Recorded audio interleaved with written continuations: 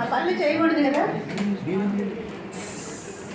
భరద్వాజ గురు ముందుగా బ్రహ్మర్షి పితామహ పత్రిజీ గారికి ధన్యవాదాలు తెలుపుకుంటూ ఆచార్య పద్మజ, ఆచార్య విజయ గారు, ఆచార్య గీతావాణి గారు, ఆచార్య సుబ్బారావు గారు, ఆచార్య శ్రీరామ్ గారు, ఆచార్య సునీత గారు, ఆచార్య సుజాత గారు.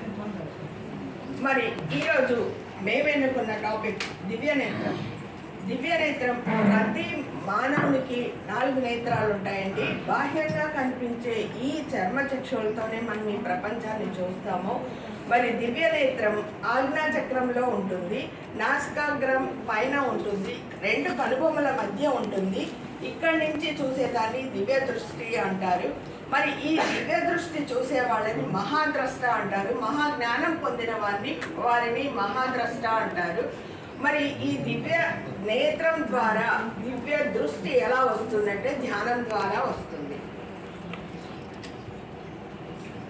ధ్యానానికి ముందు చూడుకు మాత్రమే 3వ నేత్రం ఉందని తెలిసేది. ధ్యానంలోకి వచ్చిన తర్వాత ప్రతి మనిషికి ఈ 3వ నేత్రం అనేది ప్రతి మనిషికి ఉంది. ధ్యానం ద్వారాగా అది యాక్టివేట్ చేసుకుని ప్రతి మనిషి కూడా ఆ నేత్రం ద్వారాగా అంతరంగంగా అన్నీ చూడవచ్చు అని తెలుసుకున్నాము. ఈ నేత్రము అనేది యాక్టివేట్ అయిన తర్వాత భూత భవిష్యత్తు మొత్తం కూడా జరిగిందాన్ని జరగబోయేదాన్ని మొత్తం కూడా చూసాము. ఆ విధంగా నాకు అనిపించిందండి.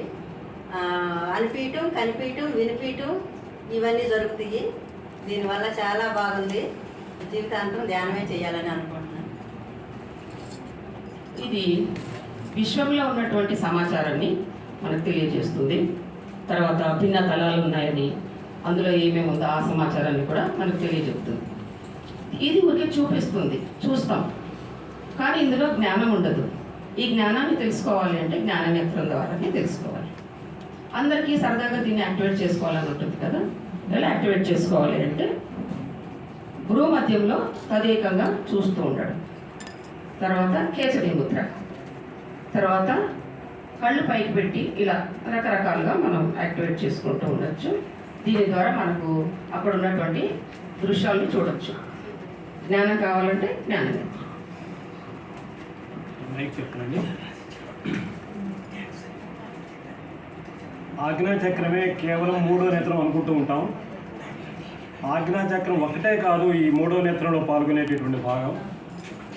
ఆజ్ఞాచక్రం 3వ నేత్రంగా పనిచేయాలంటే మన మెదడులో ఉన్నటువంటి పీనియల్ గ్లాండ్ అనేటటువంటి గ్లాండు మెలటోన్, సెరటోన్ అనేటటువంటి స్రవాలను స్రవించి అవి కూడా వచ్చి ఈ భాగంలో చేరటము, తర్వాత మనం ధ్యానం చేసేటప్పుడు వచ్చేటటువంటి శక్తి ఆ ఆజ్ఞాచక్రం రావడము, అప్పుడు మాత్రమే అది యాక్టివేట్ అవుతుంది.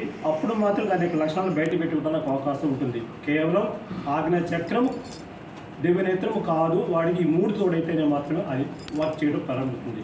తర్వాత ఈ యొక్క 3వ నేత్రంలో 49 పొరలు ఉంటాయి. 7 స్థాయిలు కలిగి ఉంటుంది. అంటే 7 స్థాయిలు అంటే మనం ఎట్లా చక్రాలు చెప్పుకుంటాం 3 లాంటి భాగం. ఆ 7 చక్రాల్లో మళ్ళీ 7 పొరలు ఉంటాయి. అంటే 7 × 7 49 పొరలతో కూడి ఉన్నటువంటి భాగమే ఈ 3వ నేత్రము. ఏ విధంగా అయితే 7 ముడులు ఉంటాయో, ఈ ఆధ్యాత్మిక శరీరంలో 7 ముడులు ఉంటాయో, చివరి ముడి యొక్క ముందు భాగమే మనకు కనపడేటటువంటి దివ్యనేత్రం. చివరి ముడి అనమాట. కానీ మొట్టమొదటి లోపల ఉంటుంది, మొట్టమొదటిది. చివరి ముడి మాత్రం మనకు కనపడేటటువంటి దివ్యనేత్రము. దాని ద్వారానే మన వాటి చెప్పిన అంశాలు అనేవి మనం తెలుసుకోవడానికి అవకాశం ఉంటుంది. Thank you. థర్డ్ ఐ అనేది ఒక ఎనర్జీ సెంటర్. ఇది ఆత్మిక సిద్ధులలో ఒకటి. ఆజ్ఞాచక్రం ద్వారా ఇది వ్యక్తమవుతుంది. దీనివల్ల మనము భవిష్యత్ కాలాన్ని తెలుసుకోవచ్చు. అలాగే చాలామంది యోగులు సిద్ధులు తెలుసుకున్నారు. దానివల్ల థర్డ్ ఐ కూడా ఓపెన్ చేసుకున్నారు. అందులో ముఖ్యంగా మన వాల్మీకి గారు భవిష్యత్తును ఉపయోగించి సాధన ద్వారా భవిష్యత్తులోకి వెళ్ళి థర్డ్ ఐ ఓపెన్ చేసుకుని రామాయణం రాశారు. అలాగే వ్యాసుడు కూడా సాధన ద్వారా థర్డ్ ఐ ఓపెన్ చేసుకుని మహాభారతాన్ని రాశారు. ఈ కలియుగంలో ఈ ప్రపంచం మొత్తం మీద వీరబ్రహ్మేంద్ర స్వామి వారు కూడా గవ్వలకొండలో సాధన చేసి ఆయన భవిష్యత్తులో జరగబోయే మంచి చెట్ల గురించి అన్నింటి గురించి మనకి ఆయన కాలజ్ఞానంలో రాశారు. ప్లస్ ఈ దివ్యనేత్రం ఓపెన్ అయినప్పుడు మనస్సు శరీరం అనేది పనిచేయదు మనకి. ఈ దివ్యనేత్రం ఓపెన్ అయిందని మనకి సంకేతం ఏమిటంటే ఒక దుగిటి మధ్యలో ఈ దుగిటి మధ్య భాగంలో ఎముక పట్మని శబ్దం వస్తుంది, పట్మని విరిగినట్టుగా. మరో సంకేతం ఏంటంటే ఈ నుదుటి మీద బట్టతో కట్టేసి బాగా గట్టిగా పిండేసినట్టుగా మనకి ఒక సంకేతం వస్తుంది. మనకి ఈ దివ్యనేత్రం గురించి చూస్తున్నప్పుడు, శక్తుల గురించి చూస్తూ ఉన్నప్పుడు 2002కు ముందు ఒక 20 మంది మాత్రమే ఉన్నారు. కానీ 2020 తర్వాత ఒక 2000 మంది ఉన్నారనమాట. ఎందుకని అంటే కనుక దీనికి భూమి యొక్క ఎనర్జీ లెవెల్స్ పెరగడము, మాస్టర్స్ యొక్క హెల్ప్ చేయడము, అక్కడి నుంచి విపరీతంగా ఎనర్జీస్ మనకి ఇక్కడ పంపించడం మూలంగా కూడా ఇదంతా జరిగింది. ఈ దివ్యనేత్రాన్ని మనం చాలా పుస్తకాల్లో తెలుసుకోవచ్చు. కార్లోస్ కాస్నెడా, డాన్ జువాన్ వీళ్ళందరూ కూడా, రోప్ సంగ్రాంప వీళ్ళందరూ కూడా దాని మీద వర్క్ చేశారు.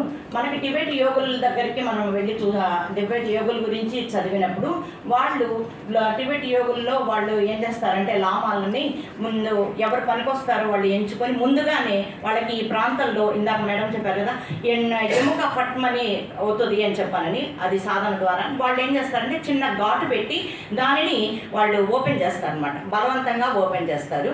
అది వాళ్ళు దగ్గర ఉంటారు కాబట్టి, గురువులు వాళ్ళందరూ దగ్గరగా ఉంటారు కాబట్టి వాళ్ళకి ఏమన్నా ముందు వెనక జరిగినా కూడా వాళ్ళు చూసుకుంటారు. ఇదే కాకుండా ఈ దివ్యనేత్రాన్ని మనము ఓపెన్ చేసుకోవాలని ప్రయత్నం చేయొచ్చు, దాన్ని వాడుకోవాలని చూడవచ్చు. దానిని ఏ శక్తినైనా మనం దుర్వినియోగం చేసినప్పుడు అది మాస్టర్స్ ఊరుకోరు. ఒక్కొక్క శక్తికి ఒక్కొక్క దానికి మాస్టర్స్ ఉంటారనమాట, గైడ్ మాస్టర్స్ వాళ్ళు ఉంటారు. వాళ్ళు గైడ్ మాస్టర్సే కాకుండా కాపలా కాస్తూ ఉంటారు అనమాట, ఎవరన్నా ఏదన్నా చేస్తూ ఉంటారని. ఆ తర్వాత మనం దాన్ని దుర్వినియోగం చేసినప్పుడు దానిని ఆ శక్తి మనకు రాకుండా వాళ్ళు అక్కడ ఆపేస్తారనమాట. అందుకనే మనం ఇప్పుడు కొంతమంది దివ్యనేత్రం గురించి ప్రయత్నం చేసినా కూడా, ఎంత సాధన చేసినా కూడా వాళ్ళకి రాదనమాట. ఎందుకంటే వాళ్ళు అక్కడ గత జన్మల్లో వాళ్ళు తప్పులు చేయడం మూలంగా, దాన్ని దుర్వినియోగం చేయడం మూలంగా. ఈ అవకాశాన్ని మాకందరికీ ఇచ్చినందుకు చాలా థ్యాంక్స్.